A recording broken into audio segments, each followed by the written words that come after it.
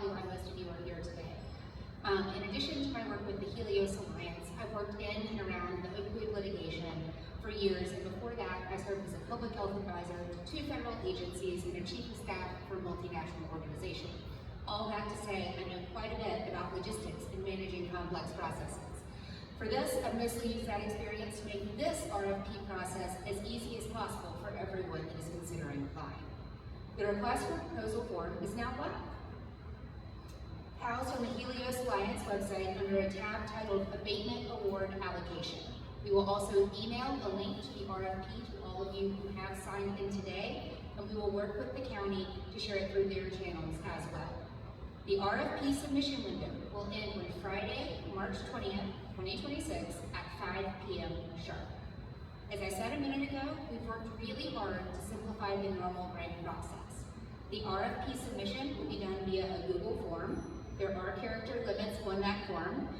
We have also posted a PDF on our website with all of the questions included in the form so that you can plan your answers in advance of form submission.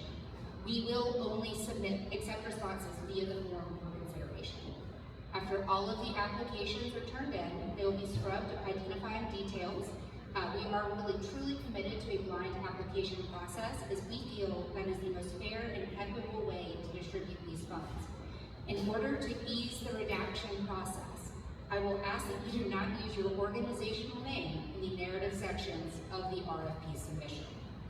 These anonymized applications will then be shared with our evaluation team, which will consist of local subject matter experts as well as appropriate representatives from nonprofits and local business leaders.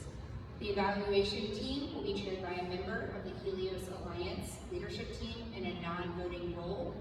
We will be keeping the evaluation team members private in an effort to have a blind, non-biased application process. During the evaluation period, there is a potential for site visits and interviews with program directors as needed and as appropriate. The notes and follow-up from those visits and conversations will be similarly anonymized and appended to the original applications for consideration by the application committee. Each program will also be evaluated and input into the simulation platform by our modeling team so that we can see the best combination of programs and use of funds in advance of any funding recommendation to the county.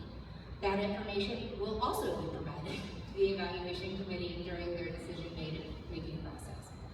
We will have our recommendations ready for consideration by May 2026. I've already gotten a few questions that I wanted to answer today, and feel free to find me after the program if you have additional questions. You can also email Elizabeth at theheliosalliance.com with any questions, and I will get back to you as soon as possible. So just going to run through these quickly. Submissions are open to any interested party, and awards are not limited to nonprofits. We would like to encourage cooperation between like-minded organizations, especially when developing innovative approaches and new programs. Submitting organizations do not have to be located physically within the county limits, but these services provided will need to benefit the residents of Mobile County. As of right now, we are not sure exactly how the money will be divided between the target areas. That really depends on what you all provide for consideration by the evaluation team and what the model predicts.